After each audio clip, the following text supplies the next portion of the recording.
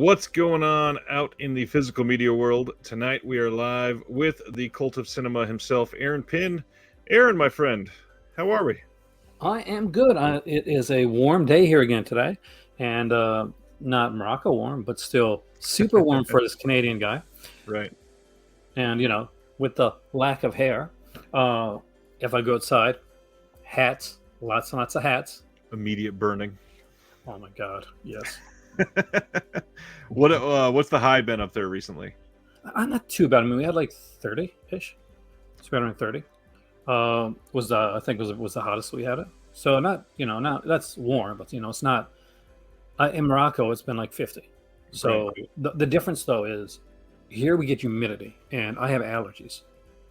In Morocco, there's no humidity, so no problems with the allergies there. Big difference, yeah. No. Well, say hi to some of the people we got live. We got Ken, what's going on? And my friend Jeff, Dave, Janes, and then Sardis. Oh, and John's live. What's going on, John? Speaking of John, I know John watches your channel all the time and wanted to say that tomorrow's John's birthday. So happy birthday, John. Happy birthday, John, man. What? And Swift is here too. Also, honestly, see this second box set here? Literally, Swift got me this. Nice. So thank you, man. Thanks, Swift. Dustin's here too. I know Dustin Nice. watches your show. Hey, What's Dustin. going on, Dead Sea Life? And then my sister's here. What's going on, Courtney? It's always good to have families. My sister's visiting tomorrow. Nice. Anthony says hello and to join the Discord. I'm sure we'll talk about that later. Video Store says it's already July in the UK. We've got a few more hours left, but it'll be July in Aaron's neck of the woods before I get off with him tonight, I'm sure. Other than that, man, there's not been a lot going on this week, but then tomorrow suddenly we're going to get a avalanche of titles announced. So next week is going to be a wild one, but we got some cool things to talk about this week. Usually around here, we might talk about some pickups, but you got two really big ones. You want to talk about those that you got with you? I did actually. So during the Severin sale, I did like a whole week, pretty much a week of Severin. And on the last couple days, I said, okay, I have the donation link that I have, like you usually have there. And my viewers were really good because I didn't have the money to get anything. That's the truth. Because we're packing stuff. I'm not sure you can see the boxes behind me or not. But speaking of that, donation links below if anybody wants. Exactly, right there. Trust me. This Right never now, pays it's any okay. bills. Yeah. If you've ever been monetized on YouTube, unless your name is PewDiePie or Philip DeFranco, you're not making any money that's going to buy even rice. Mr. Beast, I am not. That's for sure. I wish, man. Your Crypto Christopher Lee collection #1. I'm super stoked about this. I've seen most of the movies in here. Nice. So I'm not going in blind with these. Torture Chamber, Dr. Satan is one of my favorites. I love that film. Theater Macabre, I have not seen. So this is going to be a brand new one for me. And I love foreign stuff. So it's a Polish anthology series with Christopher Lee hosting it. And I love those anthology series. So cool with that. But one of the greatest sets that was ever put out in physical media of all time is right here. All the Haunted Hours, 20 films. 20 advertised films, tons of short films, and full-length films attached with it. Short films that are as long as some of the advertisements. Right. Killer stuff. I am so excited and overwhelmed by this set because I'm going to be reviewing this, and I mentioned on my channel, I'm not sure if you saw my video this morning, not when I unboxed this stuff, but I'm going to be doing a new segment on my channel called Box Set Breakdown. Yeah, I'm going to take not just new box sets, but I'm going to take older box sets as well. I'm going to review them, break them down. This one is probably going to take around 2 months before I can actually really get into the reviews because I want to do a good job of it. And I got a lot of watching for this. It's an important box set, yeah. It is, and I want to give it the reverence I think it deserves. So that's what I got. Oh, and I guess, this kind of counts. I got 2 comics. Wonder Woman Year 1, Nice. right after Rebirth, and the last one I think I needed in the first Scott Snyder volume, which is Graveyard Shift, which is mostly solo stories, and I think I had some of them already in Zero here. But I need to get some of those newer Batmans. I've not gotten hardly any of those. They're so fun. One of the things you said with the Severin box set was it may be one of the best box sets in physical media of all time. I got to ask, what do you even see as comparable for that? Because there's a few that I see potentially as far as content wise, but even then, most of the time, they don't really live up to what is in the Severin box set. Like the Herschel Gordon Lewis, the original set, the Shock and Gore set from Arrow with the extra special features and all that might be somewhere on par, but again, the films in the Severin set are just so much better. I think if you want to go with comparable, well, you got to mention Criterion's Ingrid Bergman set. You can't. That's the best set they ever did. I think it was pretty much. I'm not going to say downhill, but it never reached that level again. Yeah. So that is definitely comparable. This is the Criterion level of set when you think about it. Oh, absolutely. But otherwise, I'd say for what you get for your money's worth, and just is the Shotoscope set. That's probably the closest to it. And the next closest is Al Abson, which is again a fantastic. Also put it by Severin. Right. They're putting up box sets that like no other company before. I think that the best companies that are putting up box sets right now, definitely Severin when they put them out. Indicator is like king of the box sets over in the UK. Yeah. But here is where they have like 19, 20 films, complete directors works, and they give it with reverence, no matter if it's like an Al Adamson or a Ray Dennis Steckler or even an Andy Milligan. They give reverence to these directors, and unfortunately, Criterion can't even give reverence. And I love Criterion, don't get me wrong. Can't even always give reverence to the directors they're giving sets to. And right. Anya Varda is a perfect example of that. I feel like, okay, they put out her stuff, but they cheaped out on it. And that breaks my heart because she's such a good director. I fully agree with everything you're saying there. One of the things I'm working on a sort of script, not really a box set breakdown, but just comparing the size of things essentially.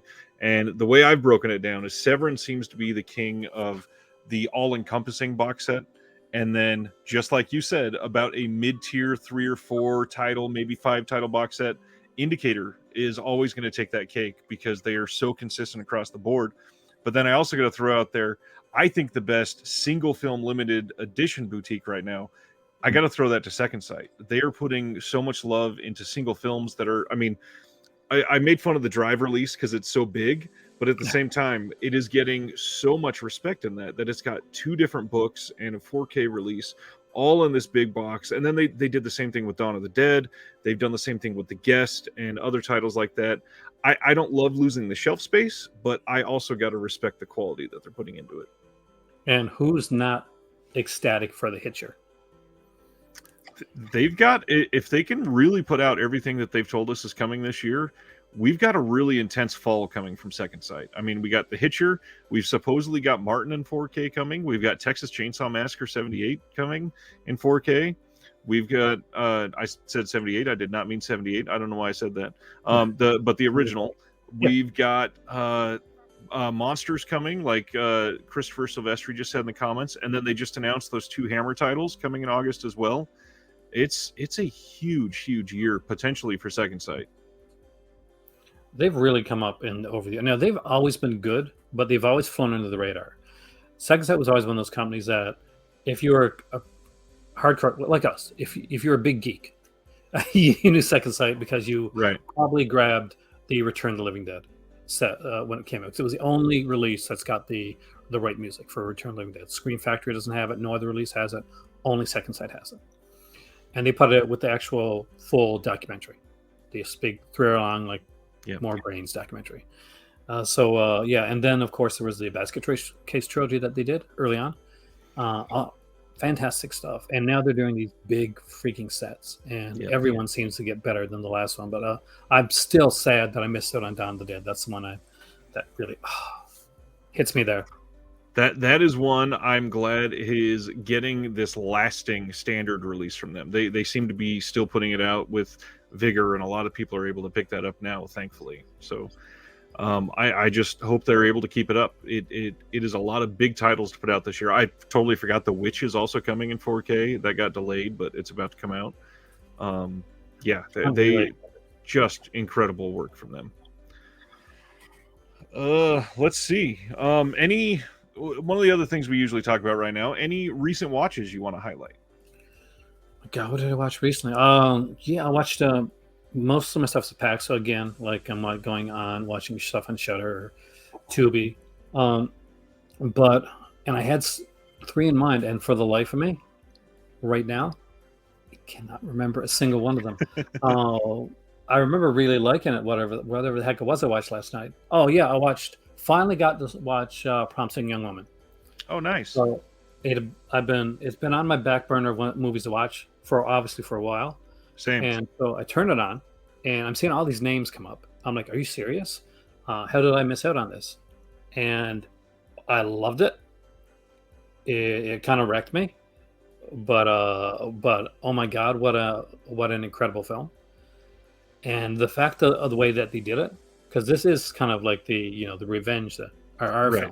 film, without again what's smart without actually being exploitative about it, and it just starts off genius and just keeps going and keeps going, and I'm like, when it gets to the point where I sort of know kind of where it's going, I'm like, please don't go here, Right. but it I've been waiting to watch that one. I don't know what I'm waiting for necessarily, but just the right moment to make sure that I give it the appreciation it deserves. But I love Bo Burnham, so I'm dying to see it. oh you'll like it, trust me, it's really good. A couple from mine recently that I wanted to highlight. I finally got to see The Northman, and fairly underwhelmed. It let me down a little bit. I think that it's a step down for Eggers. I think that the production design and all that was beautiful. It was a marvel to look at on screen, but overall, it just felt like not a whole lot happened in the movie. I've certainly appreciated his first two much more than that one. And then just to change gears a lot, I showed my 7-year-old last night Rookie of the Year from Disney from the early 90s. And that movie holds up like crazy. That movie is fantastic. Really well done. Great cast. Just a blast to watch again. Still on Disney Plus for anybody looking for it. Looks better than it ever has. I loved watching that one again with him. I think those Disney movies hold up. I mean, like even the older ones. I used to watch the '70s. Like I remember Jamaica Vincent and like the World's Greatest Athlete, and there's like computer wore tennis shoes with Kurt Russell. Yep. They're just so fun. Swift wants to know thoughts on the Shawscope Volume 1 set. Obviously, you've loved it. Is there any like downside that you saw to the Shawscope set? I would no, I wouldn't like to say, but honestly, not at all. And I thought, okay, well, not everyone is going to be kung fu, because you had Money Peking Man, stuff like that. Right. But the breadth of what they did for this one here, and the features that are in there, the way that it's packaged, is brilliant. I wasn't sure until I actually had it in my hands if I was certain and if I was going to like the packaging. I love the packaging, and I cannot wait to get the other one. Now, only is your negative, I guess, going to take up a little bit of shelf space, depending on how you're going to like display it. Right. But I think everybody that likes this type of cinema at all should have this in their collection. Well, and that shelf space, it means you're pretty much going to have to highlight it on a shelf by itself. And oh darn, what a set to highlight. I will give another nod to Severn here. I do think that they've sort of mastered that small box set size to keep it on the shelf for such a huge swath of films. My God, I know you and I kind of agree on this. I don't love the sleeves, but it does work great for this. The only time I like the sleeves are iffy when you're looking at a DVD set, Right? Because you're going to get scratches and stuff like Well, that. 4K as well, if we ever go down that route. Yeah, but for like when it comes to Blu-ray and 4K, this surface scratch is pretty much what you might get here, but nothing that's going to affect like the discs. But now, if you a DVD set like a Friday the 13th set, remember that one?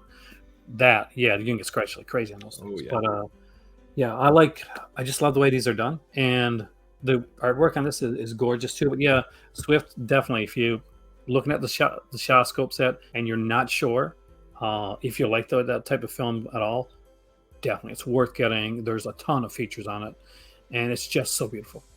Big book in it, and the biggest thing is it's one of those like film school in a box sets that you will be able to dive into either a genre or in this case, it's a production company, but it's something that you can really just go all in on something. And especially with this one, you know that you've got at least a volume 2 coming. And some of the people from Arrow have kind of hinted they might be going for a volume 3. I know the original deal didn't cover enough for a volume 3, but they might be considering that now. And I mean, with everybody really hammering home Shaw over the last couple of years, 88 films, Arrow obviously doing it both here and in the UK, and then Eureka doing tons of Asian cinema. We've got a lot going for us right now. Oh, there's a ton that's going out there. Oh, here's a comic one for you. If you can never get your hands on it, Ryan, Deadly Hands Kung Fu. They put out 2 omnibuses for that. Have you seen those? So when I was a kid, like there was a magazine used to come out. Like Marvel used to put this magazine called Deadly Hands Kung Fu. And it had like Shang-Chi, Iron Fist, White Tiger, Dodge the Dragon, all these characters. And they'd have comics in there. But in with that, they'd have like articles on different forms of martial arts, movie reviews. They had a Chuck Norris issue. They had a weaponry issue. And I picked up one of the omnibus, and they have everything in there, all the articles and everything. And It just brought me back to my childhood. I'm like, if you like the Shawscope stuff, you would definitely like this because it just dives right into like the 70s era with movie reviews and everything. On that note, if you were looking for something either similar to Shaw or you've not really given the deep dive into Asian cinema, coincidentally, I want to highlight the comment from Dave to mention I put up sort of an interview with Eric, the Asian movie enthusiast, yesterday, a friend of both of ours. He and I sat down and talked for almost a full hour and did what I essentially called a beginner's guide to Asian cinema. And we went pretty deep, like top things from most of the countries in Asia, different eras in Asian cinema from different production companies, to the boutiques to buy from that are highlighting them, to companies in Asia. If you can't find something with the US or UK release that you could go to, and man, it was a really nice conversation. And I will say, I commented on the video to say this, but if you're going to watch it, you might want to sit down with a pen and a piece of paper, because we name so many titles that you could literally have a watch list for the next 3 months with it. It was a good time. And let's see. Movie Boy says, I'm a new fan, Mr. Cult of Cinema. Love what you do. Thank you, man. I really appreciate that. I am this 10 years doing this. Decade anniversary for Mr. Aaron Pynn, the classic Mr. Vincent. But on that note, to celebrate you, let's get into some of these announcements. Alrighty. Speaking of Arrow Video, we got coming on September 19th 2 releases. And keep in mind, a lot of people were complaining that we only got 2 releases in the comments of every single post. But they told us last month that we were only going to get 2 titles. So this should not have been a surprise. And they told us that they were doing this so that they could get the quality up. A lot of people have complained that they've had, some replacement disc issues. They had an art slip up on a slip box where they have to replace the slipcase with new art because it was nearly identical to a Criterion release. There's been a handful of things like that, and they are focusing within. And then on top of that, they also just lost one of their key employees, Fran Simeone, left to start his own venture. And doing all of that is going to potentially lead to people losing faith in them. And I think the way that they're regrouping is a very smart thing, and it was perfect timing, I think. Exactly. I mean, don't overwhelm yourself. Cut it down. Focus on the quality. QC is what's important. You don't want to be like doing all these like disc replacements or replacing this or having to fix that or having to apologize for this. Doing 1 or 2 releases, and you know what? In all honesty, it can get overwhelming for a collector as well when you got like 5 or 6 releases from each company coming out on a monthly basis. So some months like this, some leaner months like this, I really appreciate. And they're still putting out some amazing stuff. It's just they're doing it at a slower level. And for me, that gives me a bit more faith that the quality is going to be there when I pick when they release. I agree. As opposed to here's like 7 movies we're putting out every month type of thing. This is the second time I've agreed with Video Store Review, so I'll highlight this one. He says, strange how Arrow has those festival logos on the poster art. I don't really love that they have those on the top of the slip here, but I kind of think that this might be to get people understanding that this is actually a currently like revered film. A lot of people watching this now, it's respected. So there are other releases they've put out that's semi-current. One of mine that has been favorite that I would say is one of these current ones that they're highlighting was the Why Don't You Just Die? Did you ever see that one? No, I haven't seen it yet. No, Dude, so this is a very Aaron film. I think you would love it. It's basically like if Edgar Wright and Quentin Tarantino made a film together, and it is violent as all get out. It's got like the quick cuts like Edgar Wright is known for, and it's great, but it had a lot of current respect but didn't sell super well. And so this one, this also has a lot of current claim to fame, and this is Vengeance is Mine, All Others Pay Cash. And this is from acclaimed Indonesian director Edwin, and based on the novel by Ika Kurniawan comes Vengeance is Mine, All Others Pay Cash. And this won the Golden Leopard at the 2021 Locarno Film Festival. It is a pulpy, energetic throwback to 80s Southeast Asian action and coming-of-age cinema about a young man who can't get it up. I mean, that sounds fantastic to me. One, I want to see it. Two, I love the fact that it has a 70s spaghetti western title. Solid title. That's when I heard that, I said, "Is there a spaghetti western that I didn't see?" Right. But yeah, I was actually pleasantly surprised. I also really like the bonuses that they're putting on here. We got a brand new audio Q&A with the co-writer director Edwin, over an hour of behind the scenes footage from the film set built into 13 episodes, which I kind of really like that. That way you can step away and come back to it if you need to. And then the world behind Vengeance, over 80 minutes of interview featurettes with the cast and crew, video diaries from each day of shooting, and then an hour of readings from the original source novel featuring multiple cast and crew members, on top of like the normal deleted scenes, trailers, image gallery, and all of that. And then, of course, in the first pressing, you're going to get the regular collector's booklet with new writing on the film by Josh Hurtado. And this just sounds like a winner to me. Yeah, they may have less releases, but they haven't like slowed down on the features. Oh my God, no. Let's see. Sarda says, I would love a month without any new releases to catch up. Yeah, that makes sense. Yeah, actually, there should be like almost like, when players get like a month off from like or someone wants off. We need that. The collectors need that. August should be a buy month every single year for physical media. There you go. Like some like re-releases. Rory Clark says, I was worried Arrow would become way too commercial with the Hut Group overseeing things, and they've put out a few questionable titles, but nice to see they still have a focus on cult and Asian. How do you feel about that? I think that's something that a lot of people are worried about, actually. Yeah. I'd heard it from some of my viewers, or like on camera, and heard off camera, that some people worried where Arrow was going to be leaning. I'm glad that it hasn't come that way, but I do think that with the Hut Group there, we are going to get more of these newer like TF style releases. I don't think that's a bad thing, though. I think it might be a needed adjustment, as long as I guess the way I see it, every company goes as far as they can, like coasting on what they can do. Vinegar Syndrome couldn't do like just the sleazy stuff forever. There had to be other stuff that went there. Arrow used to do like Giallo and slashers. Early Arrow, that's what they were. That's all what they were. So when they started doing other things like Asian at all, I was one of the first people back there on my keyboard. I can't believe you're putting out all these films. I want these films, right? And end up buying them. But yeah, like you'll see like adjustments and changes throughout when it from the company, even when they're not bought by something else. But yes, this was something that I heard a lot about. And I myself was basically wait and see. And overall, so far, I think it's pretty much par for the course.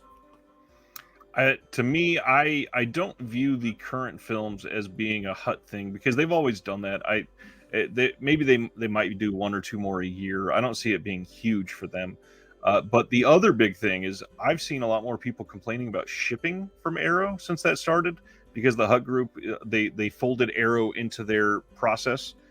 And then the other thing, obviously this kind of picked up with the everybody loves slipcovers thing, but it seems like in the last year or so, there is this huge focus with Arrow on site exclusive releases, which by all means, they need to get their money, and that's how. If you're selling direct, that's where you make the most money. You're not selling things wholesale.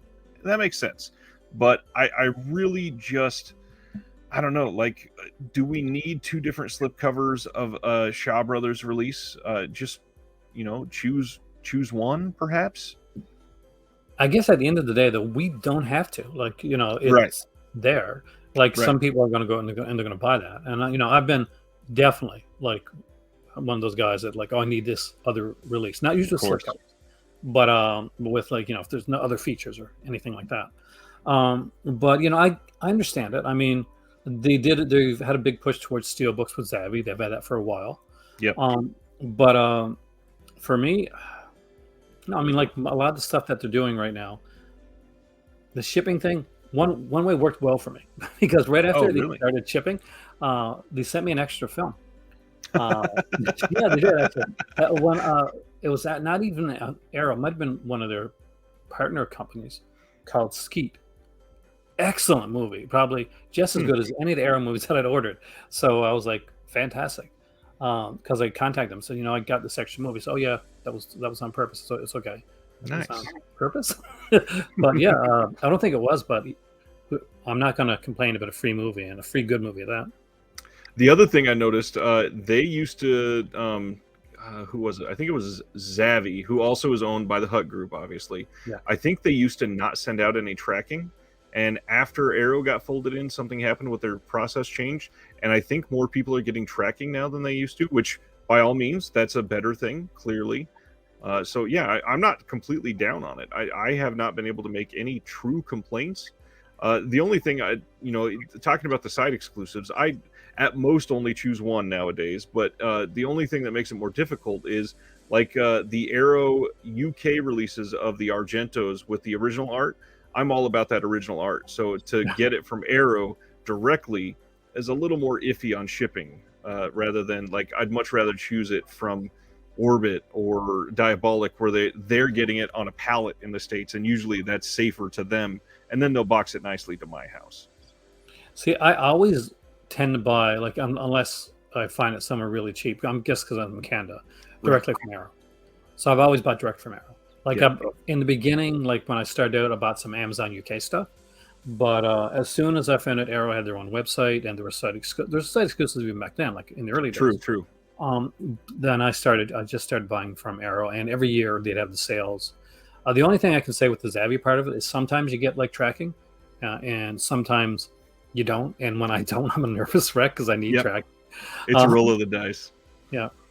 And then with Zavvi, a lot of times they don't sell or they don't ship things together. So if you order 4 things, you'll likely get 4 different boxes. And no tracking means it's kind of up in the air if you're going to get all 4 of them. But they have some great deals, man. They do. I bought an omnibus for $9.99. Well, and speaking of Zavvi and Arrow, this is the perfect time to remind everybody. I forgot this was even announced.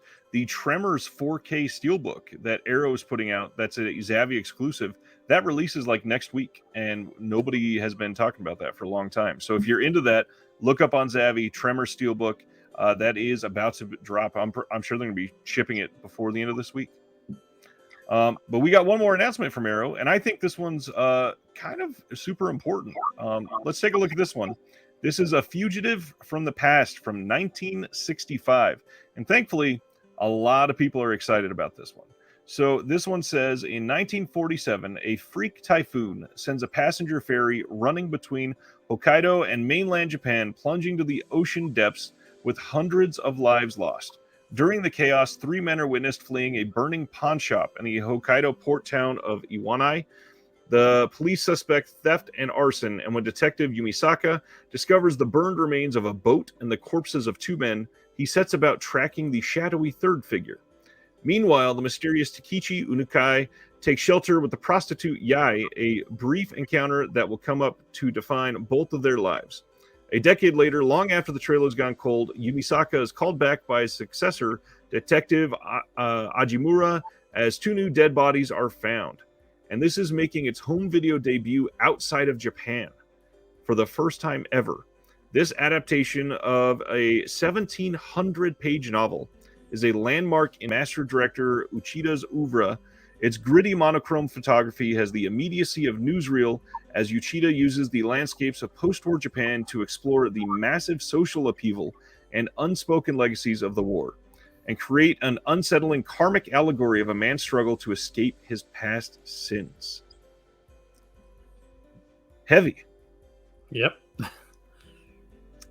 This is a heavy release, and coming with a lot of interesting things here. We got presentation of the 183-minute long cut of the film, the original uncompressed mono audio, introduction by writer and curator Jasper Sharp, scene-specific commentaries from leading Japanese film scholars, and then the original trailer, image gallery, and then a little featurette on the director's filmography, and a fully illustrated collector's book in that first run, like we mentioned with the last one. This sounds incredible. It sounds like a historical touch point that a lot of us should have. It looks like a really good one. I mean, like, and I can understand when you're that long, seeing specific commentary. Yeah. 183 minutes. Yeah. Unless you're Cat Ellinger, no way you're doing a commentary that long. But she just seems to master it. But Jasper Sharp on here, because this is his forte. This is what he knows better than anything. I'm always really excited when I get like a release of this type with Jasper. Even like The Ring, when they put the Ringu collection. Yeah. His stuff on that was fantastic. But, we got a 1,700-page book. So, yeah, 183 minutes. Makes sense. Still a lot cut out of that point, right? Yeah, I'm excited. I've never seen this one. Obviously, it's not as of over here in North America, and not even through nefarious purposes. So, haven't seen it around anywhere. Have you seen this? I have not seen it, but I am dying to. And a lot of those old Japanese releases are filmed like ahead of their time. They are much more advanced in cinematography than you would think for the years that they were done in. And a lot of American filmmakers had some catching up to do, and they finally did years later. But man, some of those are not only just epic in scale and scope, but they come across as this. Again, I go back to the word touch point, because it's like their touch point in their cinema for their entire history, and this is one of them. What do I say? This is it's a breathtaking one. It's something that we didn't expect, and I don't think anybody could have guessed. Right. One that surprised me, this is another Arrow thing that I want to talk about, and I did not have this in my announcements on Instagram, so I want to share this now, but you just brought up the perfect segue. Kat Ellinger. We found out from her today that she made a feature-length film about the legend Jean Roland in partnership with Arrow, and it's opening the Fantasia International Film Festival. So scrolling down here, you can see Orchestrator of Storms, the Fantastique World of Jean Roland. Let me zoom in a little bit for everybody to be able to read this a little better. Dima Balin and Kat Ellinger's Years in the Making documentary tells the story of one of Eurocult cinema's most singular voices, Jean Roland, recipient of Fantasia's Lifetime Achievement Award back in 2007. Deeply misunderstood and widely misrepresented during his decades-long career as a film director, Roland's work were unlike any others. Once you dig into his life and passions, what emerges is a strong connection to the French surrealist, to symbolist art, to the poetry of Tristan Corbier, to the French anarchist scene in the 60s and counterculture. Working closely with Roland's family, Orchestrator of Storms attempts to elevate the director's work by exploring it in depth alongside these major influences, presenting the filmmaker's story as never seen before, with the help of some of his key collaborators, close friends, and experts in both film and cultural history, including Fantasia's 2022 Canadian trailblazer, the one that Aaron brought up earlier, Kierla Janice, who also co-executive produced this, a miracle of a documentary achievement, and this is a world premiere. This is amazing. This is the holy crap moment that we've had since this was announced. Right. I am hoping that the fact that it's this being co-produced by Kayla, that maybe Severin and maybe Gregory, Dave Gregory, man, a Jean Roland box set. Who wouldn't love that? That could be the next, that would be a landmark set. For those that don't know, he's a fantastic French director that I grew up loving. and much like like I don't want to say like Jess Franco, but I think they both have like really interesting work. Right. But Jean Rollin is like this, definitely has a very artsy style. You're gonna get a lot of nudity, I'll tell you that much right now. Oh yeah. But yeah, but it's incredible, and this is coming right after. And again, I don't want to be like one of those conspiracy tinfoil hat guys, but we just got a Bridget Leahy like thing from Severin, so not sure if Severin is, but if anybody from Severin watches this, yeah, I think pretty much everybody would buy the hell out of a box set like that with that Well, nice documentary attached. considering that Arrow co-produced it, I would imagine they would try to get the rights in the U.S. as well. The only thing that would be holding this up, I mean, Kino is still selling the Redemption titles from Roland, and those are a lot of his most well-known works. And honestly, those were released long enough ago. I could see those expiring soon and being part of a new box set, either with well. First off, a lot of those did not have many extras, but they did look pretty good. Well, Kino, when it comes to extras, they're not exactly known for it, especially early on. Like they're getting better now, Yes. but early on, we have to admit, if you got a trailer on a Kino release, you're excited. John says those discs came out in 2013. Yep. So licensing, for those that don't know, the most common licenses in physical media are usually 5 years, 7 years, and 10 years. So we've already passed 5 years and 7 years. If it's 10 years, this could be a 2023 release if somebody's able to get some of those.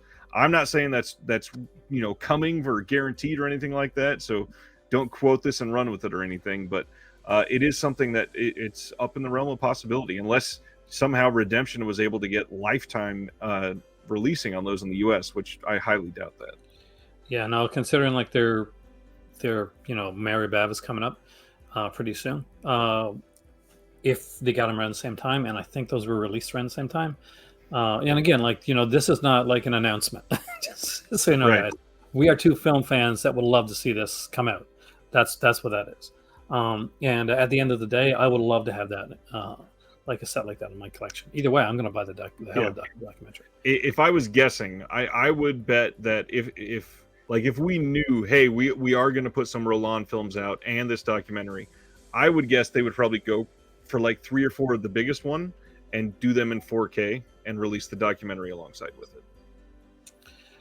I'd prefer more I prefer just Blu-ray and then go with the retrospective. I agree with the directors, but if it's Arrow that's doing it, then I don't know, because they did do you did the Hershker and Lewis set, did a couple like director sets like that, so we could get something along that lines, and they'll pimp the hell out of it. I'll tell you that much right now.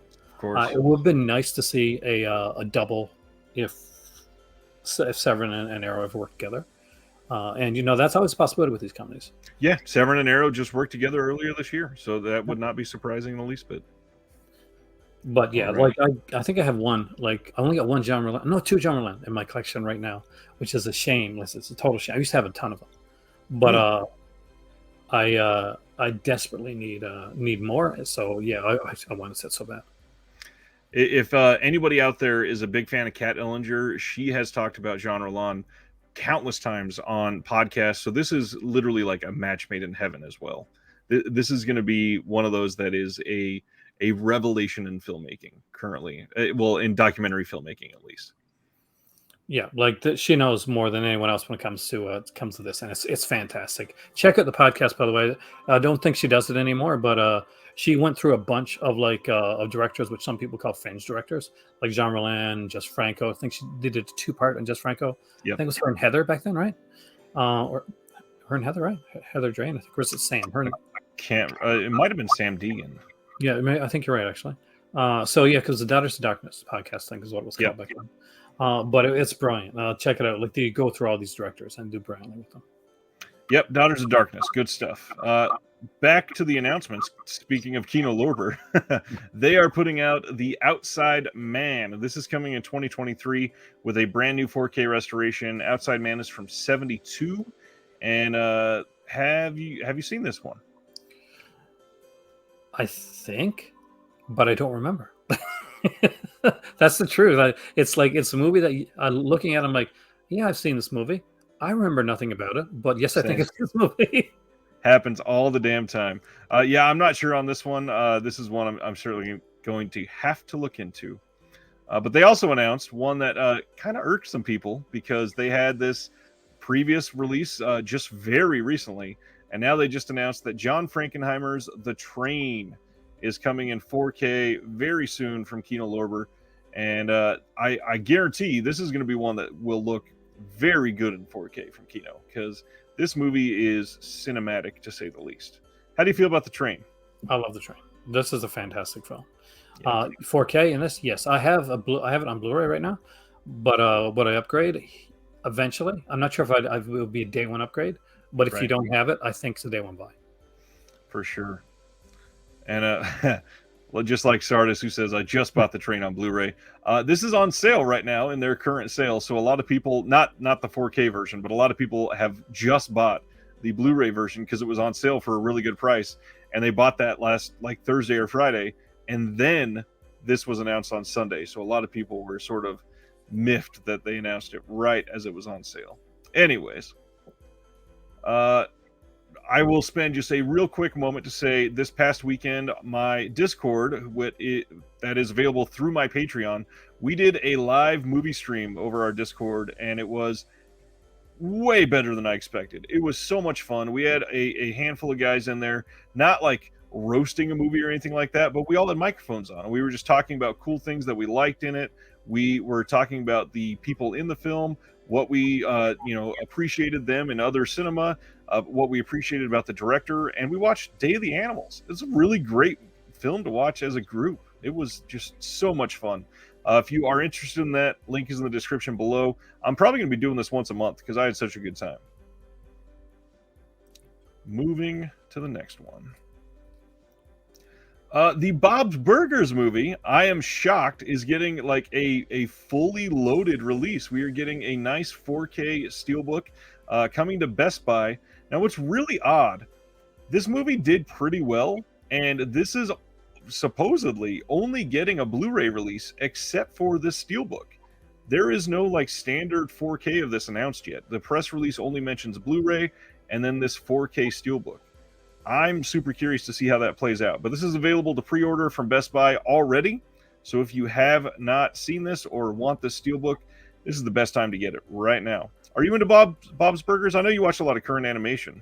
Yeah, actually, I like Bob's Burgers a lot, actually. It's so weird when you watch Archer and then you watch Bob's Burgers. It's the same voice. I love the episode of, where they have like Archer come on. Yeah, this makes sense, actually, because Best Buy is basically Zavvi for North America. And much like Zavvi, Best Buy is all about the steelbook. They're all about their exclusive steelbook editions. And if they can like snag a 4K edition of what's going to be a very popular release, because Bob's Burgers, at the end of the day, it was an extremely popular show. It's huge. Yeah, so that's like I wouldn't be surprised to see them put out like some type of like 4K of like Beavis and Butthead, the new one that came out recently. Yep. I still need to see that new one. Swift says, I just bought 41 Blu-rays from Kino. Whew. But they had some great prices on. Like I couldn't do it right now, but they had some great prices on the sale, man. So good on you, because you're gonna get some good releases. Kino puts out. We got a ton of Kino stuff here, and they put out a ton of great stuff. I still need to get those night galleries, man. And Nicole Jack. Sardis says he watched the animated Irish folklore set. I need to get it. That one from Shout Factory, and I'm still kicking myself for not getting it from that Target sale. That will. Sardis. All right. It is probably leaping to the front of my wish list right now. I mean, both of us, you and I both really love animation, and a lot of the current stuff is great, but some of these that are getting these nice releases, I just want them all. But man, money just does not fall out of my pockets. I don't get it. Yeah, no, like we got to the point right now where it's like there's not a lot of new stuff that I can bring into the house because, and then it's like, if I bring too much more in, then that's another box I got to pack. Right. And I'm like, I can't. I just can't. So this week, and like there were some really great sales going on. And I was like, I really want to go in on this. And the Mondo Macabre, too, I'm sure you're going to mention that later, has a movie out that I really, really want. And I'm super tempted to get, but I'm trying to stop myself. This is the perfect time to mention Mondo. Actually, let me pull this down. We talked about the Mondo titles coming out fairly recently, but the three that are out right now are selling like gangbusters for Mondo Macabro. There's a The reason for one of them. Yeah, obviously. The previous iteration of their bundle that they did not sell super well. As of earlier today, they still had quite a bit from those previous releases, and they even put out a stock update a little while ago, That and was fun. it shows that they have a lot still available, but then also a lot that has already sold from this current release slate. So if you were looking, you might want to get it. Just a few hours ago, they posted they only had 50 of the bundle left, which is how to get all three at once. That was not all of them. That way you could still get some of them singularly. But man, they are selling very well. I know one of them is a Franco title. I'm sure that's the one that you're most interested in. Yeah, it's not a Franco title like you expect either. This is not the super sleazy Franco title that a lot of people assume when they think of Franco.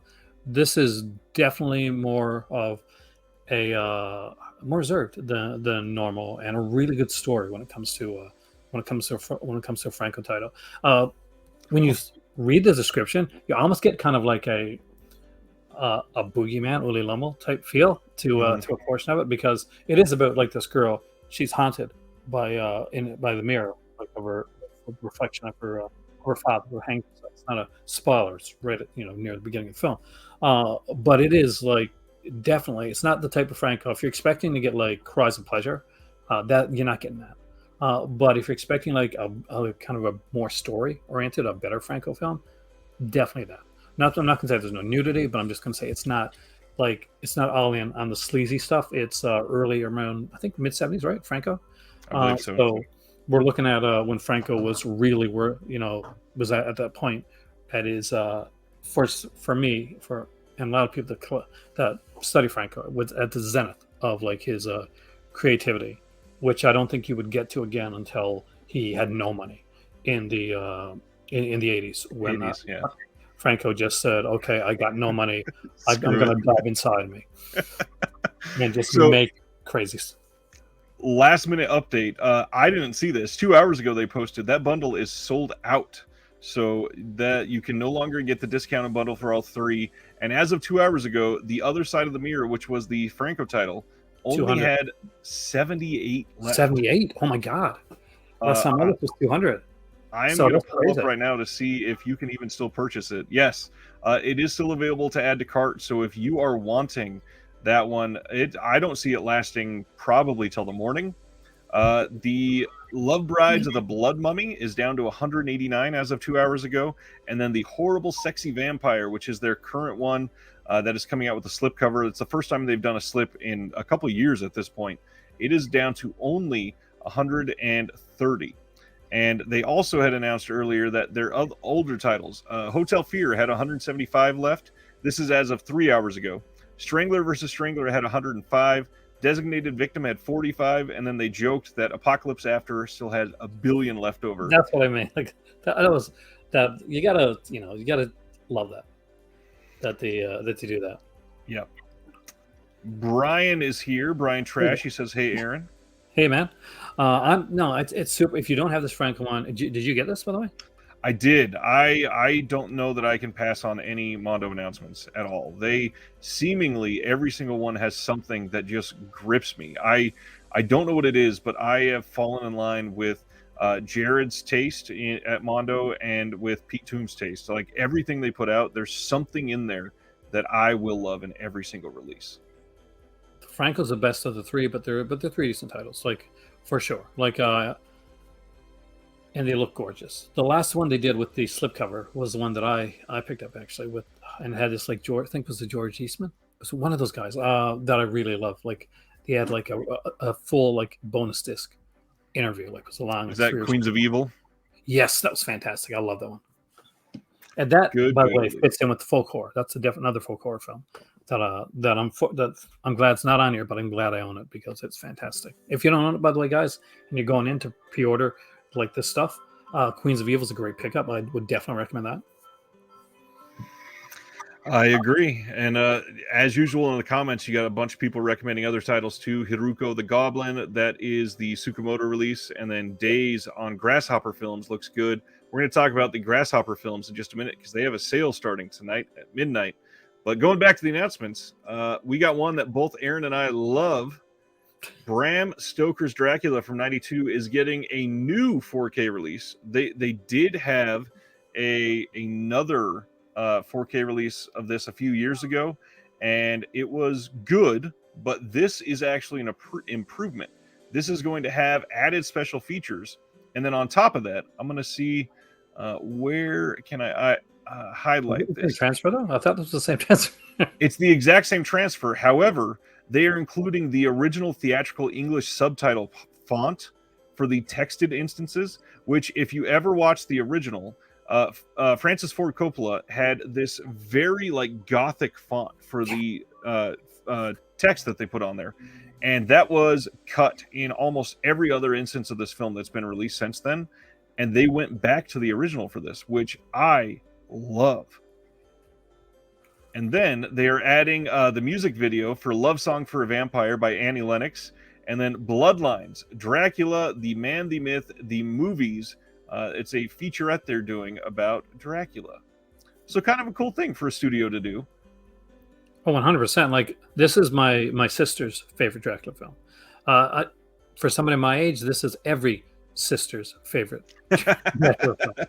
I grew up with Christopher Lee, and I grew up with of course the John Badham Dracula film. That's that's my one I saw in theater. I like this. I didn't love this movie when it originally came out. Now that being said, I got the original 4K, and the reason I didn't love it is, as much as I love the actor, Anthony Hopkins in this movie drives me up the wall. Yep. Like, he just really, like, he chews the scenery. Like, there's chewing the scenery, and there's literally, like, I expected him to literally chew scenery. It got that ridiculous. Though it's one of the most beautiful films. Oh my god! And I would definitely recommend it, because if you like Dracula films, definitely go and have. I'm going to guess this isn't going to be too pricey. Did you pick up the 4K this before? I did, and I only got it. I think I got it as a Black Friday title, and it was like $10, right? $8, yeah, exactly. 10 here in Canada. Yeah, exactly, and that's about 8 here. Just going through some of that. Let's see. This is one. It's coming out in a steelbook. I don't know if I mentioned that. Kind of an odd thing. They have not announced if this is going to get a regular re-release of the 4K with the new everything. I don't know that I would say that's worth like $30 or whatever it's going to be on release. It'll probably drop down in price fairly quickly, considering it is the second 4K release of this film. But it is a good one. And I love the cover. I bought this. One of the reasons I bought the 4K was because I managed to find it with the slipcover. And if you remember, like, after a while, this became a very hard slipcover to find. This slipcover for not this release, the steelbook, obviously, but the original 4K has sold on eBay for over $100, like many times. Video Manon was asking about Mondo Macabro being a partner label. He says one of the partner labels I bought said Mondo Macabro on the label and the disc. That is because of Apocalypse After. The one that we just said, Mondo Macabro has 1 million in stock. Because it was in partnership with Mondo Macabro. They both released Apocalypse After, Altered Innocence, and Mondo Macabro. So, yes, it is an interesting time. They work together on their own, but it was not sort of a Vinegar Syndrome partnership at all. And it's good to see so many companies that are working together right now. That's true. Very, very true. Kino announced that they are putting out The Extreme Adventures of Super Dave from 2000, and I know nothing about this film. Somehow this went by me entirely. Did you see this one? I don't remember. Have I seen Super Dave? Oh my god, yes. I used to watch Canadian. Bizarre used to come on when I was a kid, and it was the John Byrne show.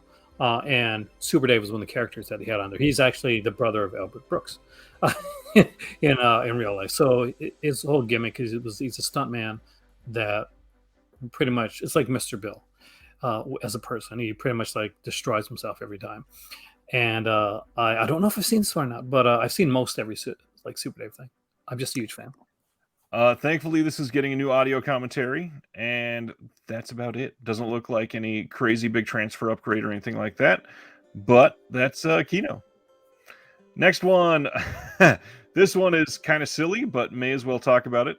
Screen Factory is doing a replacement for their liner for the 9th configuration because the spine of this one said the 9th coin figuration and had an extra letter printed in it.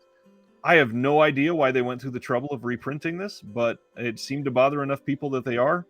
The thing that really gets me about this, which a lot of people have complained about the replacement programs, and you and I have talked about this too many times. The one I don't get this was a site-exclusive release for Scream Factory, and they made everybody submit a proof of purchase. You couldn't buy this anywhere else, and I had to prove that I bought it from them to them. How else would you have bought it? Exactly. Like, I got the 9th configuration. I'll tell you right now, I didn't buy that edition. I bought it in the UK because I liked the movie. But it's kind of silly that there's like a replacement for one letter, but okay. Yep. And yeah, they've got the record of everybody that bought it, but they can't just send it out to you, no problem. Anyways, I think they are relying on people not submitting for a replacement. That way they can save on shipping, which I get that for the most part. Imprint just had a flash sale, and unfortunately, it just ended about 7 or 8 hours ago. Imprint is very expensive, and this was a great time for people to pick them up at 30% off, but it's in the past. So let's go to the next one. Speaking of Shout Factory, they have started a going out of print sale with not a lot of fanfare. Not a lot of people have been talking about this one. Some of the prices are genuinely good, and they've got some titles that people thought were out of print for a long time. And there is some stuff on there that they seem to have brought back. I would suggest if you are interested in anything that either went out of print recently from them or was going out of print, they're not going to be cheaper than this probably ever again. And it's right there, Wings freaking Hauser. I love Wings Hauser, man. Any Wings Hauser you have to get. And what is crazy, when Wings Hauser started out, he was a soap opera star. He played a good guy, a really good guy in Young and the Restless. So nobody thought he could play a bad guy. When he went in, you went into, God, they put it to Voice Squad, to play what is now one of the ultimate bad guy roles. And they're like, he can't do it. He can't. This is the nice guy. This is the soap star. So he went in, Wings Hauser insane, and during his pretty much just the interview, and scared the hell out of him, right? And got the role, and he's been playing those type roles ever since. That's a fantastic film too. Deadly Force is fun. Anything Wings Hauser. I mean, you can have the worst film in the world if Wings Hauser comes on. Champagne and Bullets. That will be. I'm sorry, it will be unwatchable if Wings Hauser wasn't in that film. It's not that good of it's not that good of a bad movie. You get some movies like, oh, what a fun bad movie, and I'm like, where's Wings Hauser? Where's Wings Hauser? And he comes on. Oh yes, I'm saved. Wings Hauser. Will Smith is coming on the screen. I'm good. William Smith, not Will Smith. Nobody gets slapped. Well, not that way. Yeah. Well, I think we are down to just a handful left for the week. Kino announced that they are putting out The Cop from 1970. This is one I definitely have not seen. This is a French film from 1970, and it's getting a brand new 4K restoration, new audio commentary by some of the best. We got film historians Howard S. Berger, Steve Mitchell, and Nathaniel Thompson. This one, I am not recognizing any of these names really as huge names for people. Have you seen or even heard of this one much? Heard of it? Yes. Seen it? Nope. My better half? Yes. Gianni Garco is in it. He's a fantastic actor. Did a lot of spaghetti westerns. One of the best episodes of Space 1999 that gives everybody nightmares. That's him starring in that one. So if anybody's ever seen Space 99, remember that episode where this guy keeps telling him that he saw this monster, this kind of H.P. Lovecraftian big one-eyed monster, but nobody believes him. And the creature has this kind of weird, scary ass noise. So if you're a kid and you watched it back then, you had nightmares. Trust me, I did. Gianni Garco is the star of that episode of Space 1999, and he's the star of a bunch of westerns too. Maybe Sartana, that he did. I'd have to look back, but I think he did Sertana. I feel like Francois Fabian has been in a few things that have come out recently as well. Oh yeah, and there's a few there. My better half know all these actors. She loves this type of stuff. This is the stuff she grew up with. I came back because I was looking at the other tab for the announcements, and I come back and everybody in the chat is talking about Grease and Grease 2, and it's one of the funniest things I've seen in a long time. I was trying so hard not to laugh out loud while you're talking about that. I will throw out. Let's talk about Grease and Grease 2. Okay, you were saying Grease 2 is the best. Grease 2 is so campy and perfect. People that don't watch Grease 2 for some reason or crap on it, that movie is great. Go give it a watch again with like some less rose-colored glasses, and it's so much fun. It is a great soundtrack. I know every freaking word to Grease 2. When college girls dated Aaron, one of the I guess the tasks, the great task was watching Grease 2, because this was my favorite film. As like outside like horror stuff, this was my favorite movie. I've watched this over and over again. Maxwell Caulfield, one of my favorite actors, and Michelle Pfeiffer. You got Cool Rider, Reproduction. Tab Hunter is in this, and he's so good. I like Grease for like Stockard Channing. I think she's fantastic, and I think Grease is a weird film, but especially like the message that it puts across. Oh yeah. Grease 2 switches it around a bit, but at the end of the day, it pulls back. Where Grease is like, totally change yourself and who you are to get with the person to get with the other person. So Sandy changes herself and Danny changes himself so that they're unrecognizable to the people that they were in the beginning. Grease 2, like, oh, I'm going to become this like cool motorcycle riding type guy, and at the end of it, she likes him because she actually kind of liked him anyway, and it's kind of right. See it throughout the film. So it goes back on that, and I just love that film. I'm just got Reproduction going through and Let's Do It for Our Country. Unfortunately, when the soundtrack came out, for some reason, the girl that sings Let's Do It for Our Country with the guy wasn't on there, so it's only the guy singing Let's Do It for Our Country. Interesting. Grease always made me laugh because the first movie, at least, they had people that were like almost 35 playing sophomores in high school and made to look like they are pretending that they looked like they were perfectly good, sophomores and juniors. And man, they do not pull it off at all. What's crazy is some of those same actors, especially the dancers, are in Grease too. Yeah. And this is so many years later. So you're watching like the We're Gonna Score Tonight when they're doing the big like bowling sequence, and just look, you can see some of the actors from the first one. Especially if you're into it like I am, you see the dancers and stuff like that. And in the reproduction scene too, I'm like, these are the oldest high school students of all time. The oldest high school students I've ever seen. It's almost like that scene in like that high school like comedy one, like High School High, where Steve Buscemi comes out. It's like, hey there, fellow students. Yep. Chester wanted to point out, thanks to Aaron's deep discount video, I was made aware of the sale on the Drive-In Delirium Blu-rays, able to finish his collection for cheap. And I will point out too, based on that, that's exactly why you should stay up to date with Aaron's channel and my channel, because we talk a lot about these deals and give recommendations and all those sales. If you really want to dive deep, man, my Patreon, the Discord, they get so many updates of things that I find online that are for sale or going out of print or something. I've got people pissed off at me because I keep giving them ideas of what to buy. Wow. I get that. They're like, I was not going to spend any money. Congratulations. Those Drive Deliriums are great. Exactly. Synapse have announced, speaking of the Fantasia International Film Festival earlier with Kat Ellinger, they are sponsoring the festival, and they are showing world premieres of the 4K restorations of The Deadly Spawn and Blue Sunshine. Now, The Deadly Spawn was announced as getting a new 4K restoration from Synapse. I want to say it's literally been like 6 years at this point. 5 or 6 years. And we are finally going to see this getting a physical media release. It looks like it's going to be sometime in 2023, hopefully. They have not confirmed that Deadly Spawn will be a 4K. However, they have confirmed that Blue Sunshine will be getting a UHD from Synapse in 2023. Now, this is pretty awesome, especially for people that missed out on the old release of Deadly Spawn. I mean, obviously you've seen Deadly Spawn once or Oh my 12 god, times. yeah. That old release, it is not great. This is one I'm desperately looking forward to. This is a fun freaking film. Oh yeah. It's a cheap ass film, but it is so fun and so well done, especially for the budget.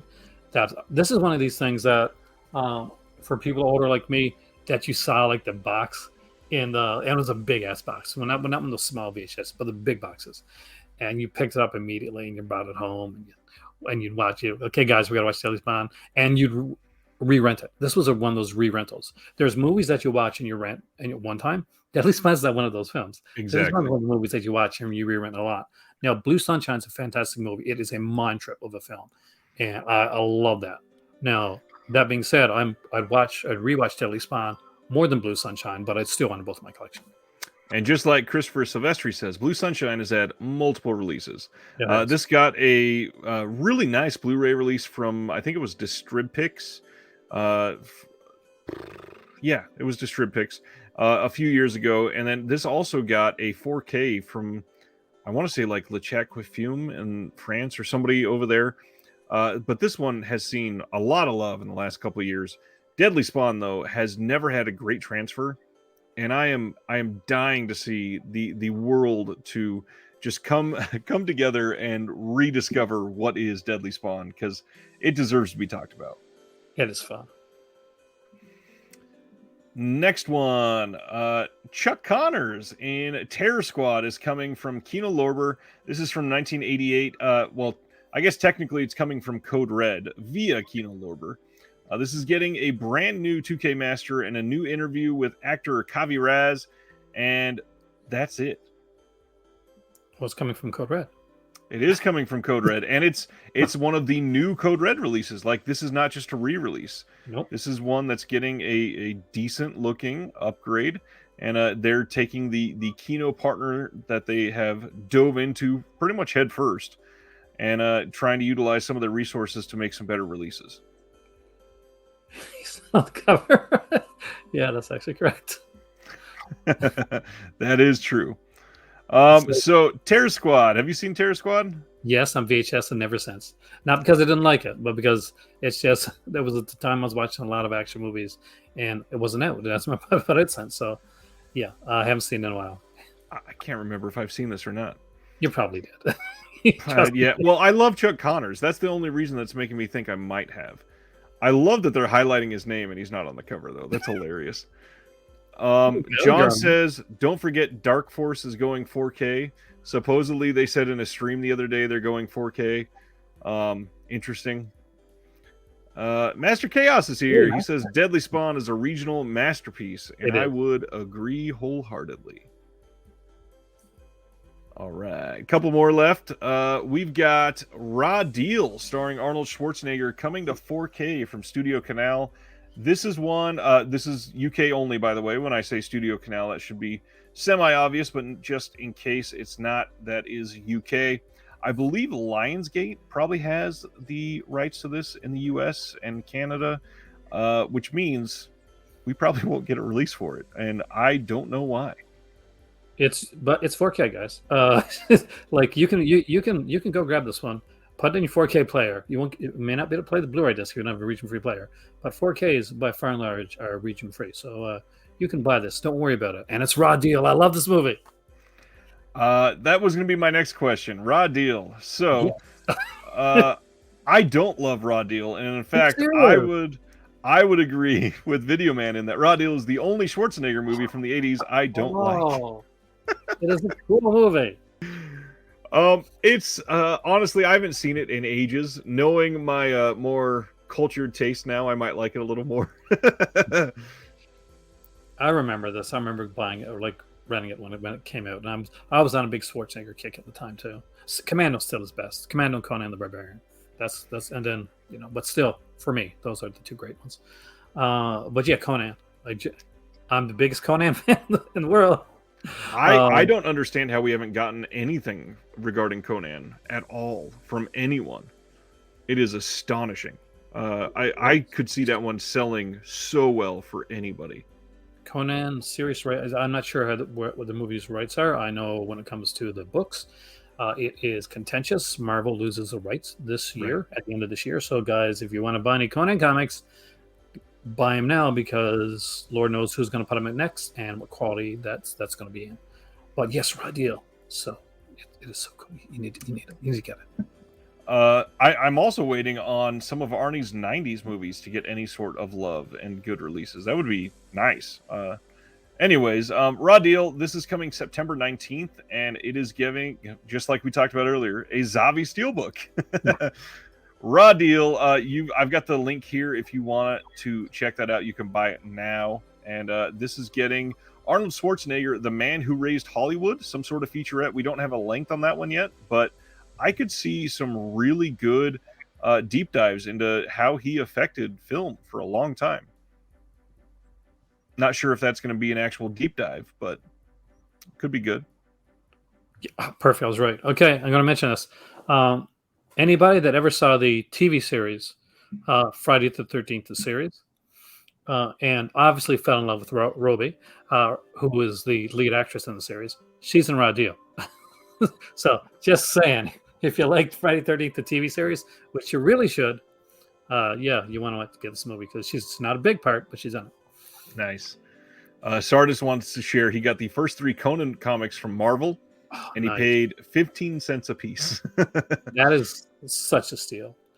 I love the Conan stuff. I'm buying up as many omnibuses and epics as I can right now. Next up, one that I know you and I both have a love for. Coming on September 27th in 4K in the US, celebrating the 25th anniversary, I Know What You Did Last Summer. And this is saying there's a new 6 deleted scenes and an alternate ending. That's intriguing. Yeah. Because I know an alternate ending. Is there another alternate ending I don't know about? I'm curious why they're calling it new. I'm really, really eager for that. Maybe there is another alternate ending that we don't know about. Not quite sure I buy that there's no alternate ending. But either way, this is one of those that you got to grab. Yes, 25 years old, John. I feel old too, man. But it's a really cool film. The second one's really good too, and the third one is utter crap. But I would agree there. But it's still worth owning if you're gonna get all 3 of them. Especially because I drunk watched the third one, and I watched the third one. But this is fantastic, and as Julie would say, what are you waiting for? This is one to grab up. This is if you have either never seen it or there is a lot of time spent from your last watch. This is a movie that a lot of people thought took itself too seriously, but when you watch it with the 2022 lens, oh man, this movie is funny through and through. The second one's a little funnier, but they are both really great, genuinely great. Oh my god, yes. I'm like, people like, how the hell did this movie take itself too seriously? Right. Also, by the way, the TV series that lasted on Amazon for 1 season, pretty freaking good. I was disappointed that it didn't get a second season. It's nothing like this. It's a mystery slasher one, and it's a really good one actually. Interesting. So I definitely recommend checking that out. Everybody have different opinions on it. Some people are upset that there's nudity in there for some reason, but it wasn't like on mainstream TV. It was it was an Amazon original. Of course, they're gonna have violence and nudity, amped up a lot actually, especially for the violence stuff. But I want to see a release of that too. But this I really want. I got the box set, but I still would like to get this too. Hopefully, who's putting this one out? This is just coming from the studio. So I'm curious if they are ever going to consider doing the second and third one, because buried down here at the bottom of this press release, participating digital platforms will have I Know What You Did Last Summer available in 4K HDR on this date, along with 4K HDR debuts of I Still Know What You Did Last Summer and I'll Always Know What You Did Last Summer, which means those could get 4K releases down the line if they already have a 4K scan of them. And you know what? It's the sad, I would buy both of them. You know what would not surprise me? If the studio did the first one and they licensed out the second and third one to Scream Factory.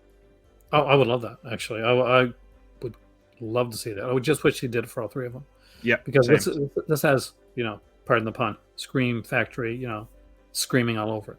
Well, yeah, it looks like they were inspired by Scream Factory artwork here. Oh, 1,000,000%. Look at this art, man. In other words, it's not great. I like it. It's good. They could do better. Remember the 90s, man. Remember those head posters we got all. This is better than a head poster. And those were horrible. Yep. Like that movie, I think you were one of the only people I know that have seen it other than me. I think it's called Bleed. I love Bleed. It's so weird. Bleed is great. Tempe put that out. It was actually, I remember because Charles Band from Full Moon, they put it out with Tempe Video. And Charles Band freaking hates slasher movies. He hates them with passion. Right. But at the time, they lost the rights to a lot of their characters. So they were working with Tempe to do a bunch of stuff. And Bleed's one of them. And Bleed's got such a cool cover, man. You got Bleed, right? With the white cover and the. I think I've got the DVD. I don't think that I ever got a blue release from anybody. No, just a DVD. But It's one of those I'm super proud to have just because of what it is. Yep. It's a good movie. Planet Mondo, I completely agree. Why not just do a 4K box set? Exactly. It could be a double dip scenario where the studio's trying to get you to buy this year and then all three of them next year. But who knows? That second and third one, they may just think is too much of a money sink. But if they've got the scan, I kind of agree. Just release them. Well, then they can't get you to buy this, and then 6 months, a year later, Exactly. put it out of the box set and say, "Hey, now that you got that 4K, why don't you buy you can buy the set now too." Right. Because two extra movies. Yeah, and it has Deborah Shaw on it, Master Chaos. Yes, that is the one. All right, I think we're down to our last one here. I mentioned this earlier. Grasshopper Films is hosting a sale starting tonight at midnight, and it ends on Monday, July 4th at 11:59 p.m. I assume it's Eastern because they're based out of New York City, but they don't have a lot of sales. And this is a really good place to go for some semi-obscure or semi-underground Asian cinema. And they do, thankfully. Master Chaos says he also likes Bleed. Nice. They don't do a lot of sales, and a lot of their stuff, it just flies under the radar. Not a lot of people talk about Grasshopper Films. So if you are interested, check them out. The big thing is they put out Days recently. I highlighted that release, I think it was March of this year when it came out, something like that. And I believe that will be on sale tonight. Man, maybe it was not March. Maybe it was even earlier than that. COVID time, I swear, has made everything go. Oh, you said the horrible word. Don't say that on YouTube, man. Days came out in January of this year. So we're just about 6 months out. So yeah, it should be on sale tonight at midnight. And their stuff is usually around like $35. So I think sale on these will be about 17-ish. And the limited edition items are going to be 25% off, but you can't really get them anywhere else. I think you can get them on Amazon, but they're limited edition stuff. It's really nice. Grasshopper does really good work, and just not a lot of people talk about them. And Dustin says, so many Hong Sang-soo titles. I agree. I think they've got like 4 releases, something like that. Yes, Days is very experimental. Agree, Master Chaos. Yeah. I have none of these releases, Grasshopper releases. I actually didn't know there was a sale going with Grasshopper, so this one's new to me. I knew about the Full Moon sale, which I'm sure you're going to get to, but I didn't know about this one, so I'll check it out later on. A Full Moon has a sale coming up this weekend, and then the other one did it already start? Yep. Okay. We initially tried to start earlier on today. It was a glitch, I think. I think it was super cheap, so they put the site down, but I think it's like 40% off or something like that right now. Got it. So there's a handful that this one I only wanted to highlight tonight because I know a lot of people have not seen Grasshopper. The other companies that are starting sales tonight or tomorrow, there's a lot starting. So if you guys are, I think somebody said earlier that their wallet was dead.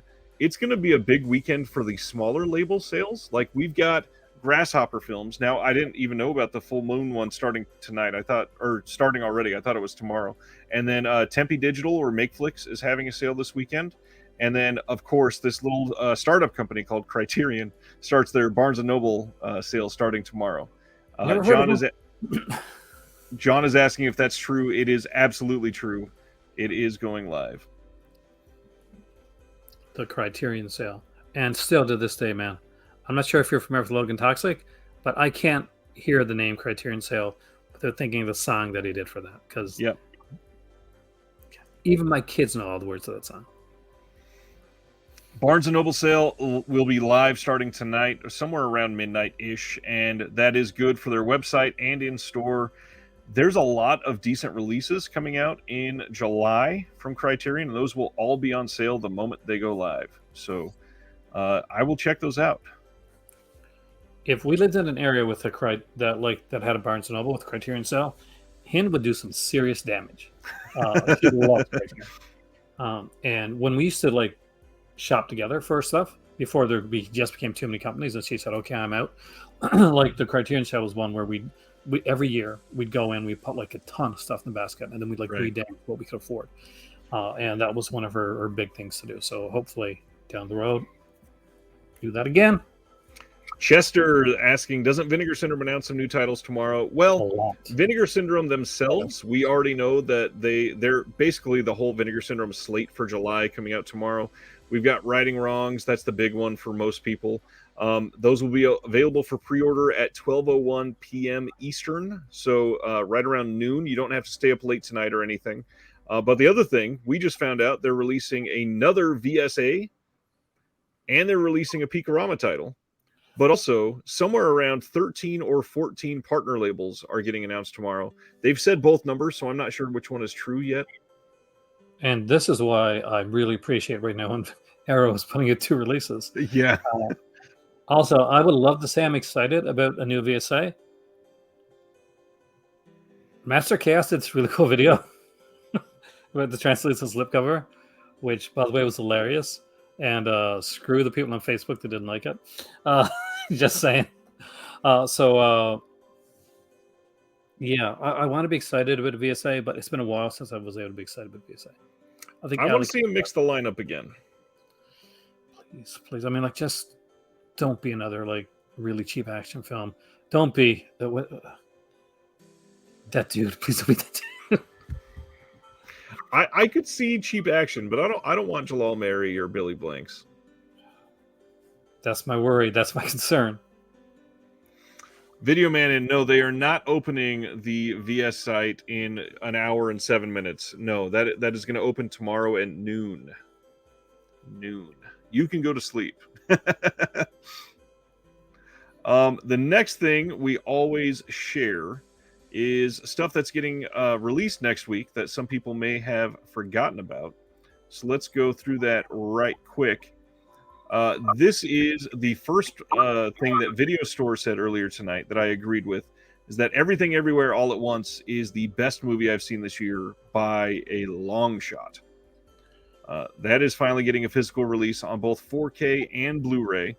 And as you see here, if you are into the whole exclusive slipcover thing, Walmart, of all retailers, is putting out an Everything Everywhere All at Once exclusive slipcover for their 4K release.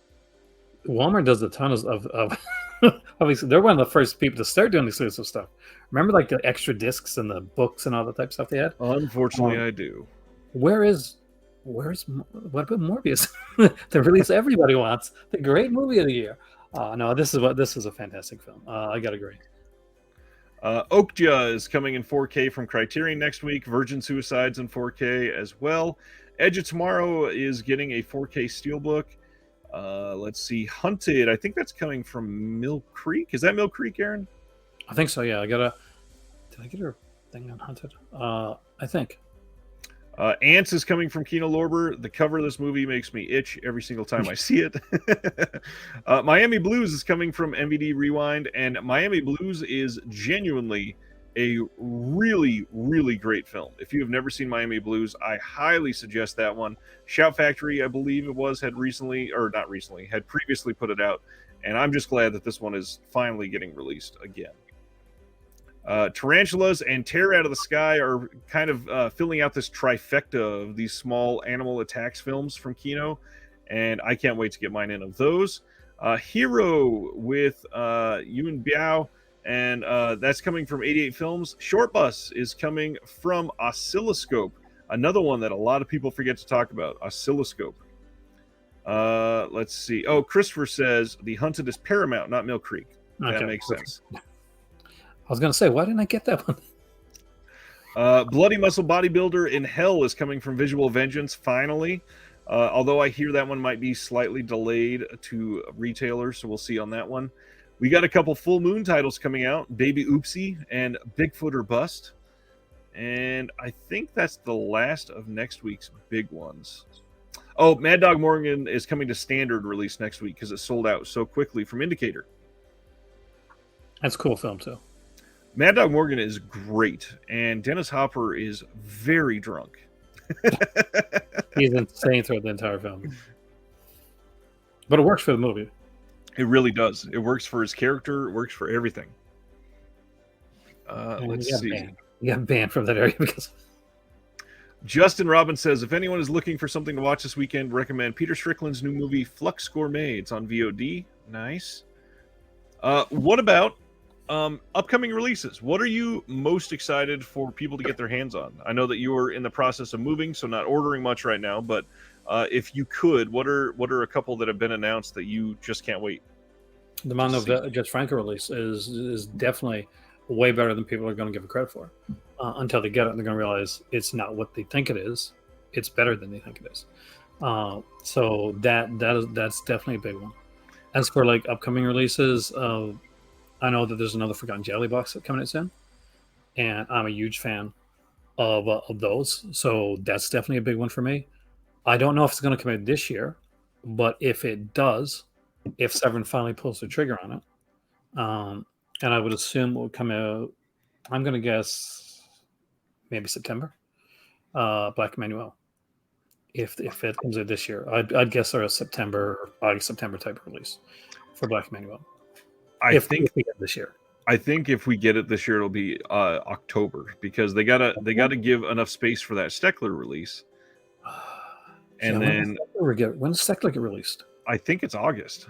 Okay, well then it's gonna be October for sure if it comes out. And then November we would have the Black Friday sale. But it would be, for me, that will be that will be a massive set to get. And I know Black Emmanuel's not like everybody's bag, but Smart Games are man. And if anybody watched my interview that I did with Andrew Furtado from Severin, he alluded to like they just keep adding to it, which at that point, I mean, Black Emmanuel has a lot of films that they could attach to it. And if they really are able to get almost everything, this is going to be a huge box set. It will. I mean, there's a lot. I mean, like there's official and unofficial. Because I think right now I might have only one in my collection. No, two. I got Manuel and Last Cannibals, of course, and because everybody has to have that movie. It's fantastic, and of course, Emmanuel in America. The scene that scarred me in the stable. Anyway. With that being said, it's I love the Emmanuel films. The Laura Gimster Black Emmanuel series is different than the other Emmanuel series in that it's meant to be more. You got all you need to do, but a little bit more action driven, in that they take Emmanuel and these and make her like usually a reporter. So it usually comes across like in Last Cannibals, she's going on I can't say it on here, but due to some of her special techniques that she uses, she have to find out where Cannibal Tribe is and has to go out after them. You know what I'm talking about? But wow, but yeah, that was very well done. Thank you. But I honestly, if that comes out, that is 1,000,000% like topping my list for this year. Well, it's definitely still coming. We don't know if it's going to be this year. We've been hearing next year for the last, I want to say 2 or 3 years at this point. But if they are working on it that long, and they've been able to set the standard with Milligan, with Adamson, with these Christopher Lee sets, and then, of course, with all the Hansby hours, this box is going to be astonishing when it comes Please out. Have a documentary. That's my only thing. Please have a documentary. Like even if it's an old, like, get me a Laura Gimster documentary. Oh, that would be amazing. David Gregory, like, he produces a lot of these, and he's king at this stuff. He's king at this stuff. Right, and he's been doing featurettes since the Anchor Bay days. So I really hope, and actually earlier than that, but that's when he started getting a name for it. So I really hope these box sets moving forward, like the Steckler one, we're not getting a Steckler documentary, and it sort of hurt. I'm kind of surprised. I think and it's a shame because for the Steckler set, I honestly think you kind of needed a documentary. Now didn't he put the Incredibly Strange film episode on there though? Yes, I believe so. That'll go for, like, I know it's not new, but Jonathan Ross did the series, and I'm pretty sure you watched it like me. That'll go for the documentary on this one. So that's something that the Andy Milligan set didn't have going for it. At least this one here as the Jonathan Ross Incredibly Strange film. And for those that don't know, Jonathan Ross is a British guy, and he introduced really weird, strange films to people that had not seen them before. He did 2 seasons of the series of the show. One, it was called The Incredibly Strange Film Show, and The Son of the Incredibly Strange Film Show. He had episodes with people like Ray Dennis Steckler, Russ Myers, and a whole bunch of people like that. Even like some more newer people at the time, like Sam Raimi. So trust me, when you get the Ray Dennis Steckler set, that be one of the first things you watch, because it'll give you an idea of Steckler. I just confirmed that is on disc 1 of the set. It is with Wild Guitar, and one of the special features says The Incredible Strange Film Show, Season 1, Episode 2, Ray Dennis Steckler. Yeah. Though it's not season because it's British, so it's series. Right. Yeah. I'm a stickler for that, actually. I'm an Anglophile, so. I completely get that. Other than that, I think that we are running to the end of our show for tonight. I appreciate everybody hanging out. Let me see if there were any other major questions that I missed. Anything else people want to know? This is the time to ask before we call it a night. I appreciate everybody giving the time on every Thursday. Again, this has been going almost a full year now, and I've only missed 1 week out of the entire year of reconnecting. It's been a long time running. I appreciate everybody. Aaron, I appreciate you hanging out. And in the meantime, like I said earlier, if you are looking for a deeper dive or just a community of like-minded people to hang out that are really nice, really kind, really welcoming, the Patreon, the Discord that I have is just a really incredible community of people. And if you're looking to sign up, description below, you will find the link. And I think that is all I've got. Flickering says, I would buy the Incredibly Strange Film Show as a box set in a heartbeat. The rights are probably impossible, unfortunately. That's one of the ones. That's a dream thing for me. I want to see both series put out on a set. And oh, God, I'd love to see somebody do that. Because Jonathan Ross is still around, man. That's true. Very, very true. Sardis says a lot of them are on YouTube. Yeah, but don't watch them on YouTube, so they got to put them out. There you go. Okay. Lastly, as I talked about the Patreon, I want to talk about the current supporters. So here are those. Thank you, everybody, for making this work and making it be able to keep the lights on every week, because none of us are getting paid doing this ever. Appreciate your time, and we'll see you all on the next one. Have a good week.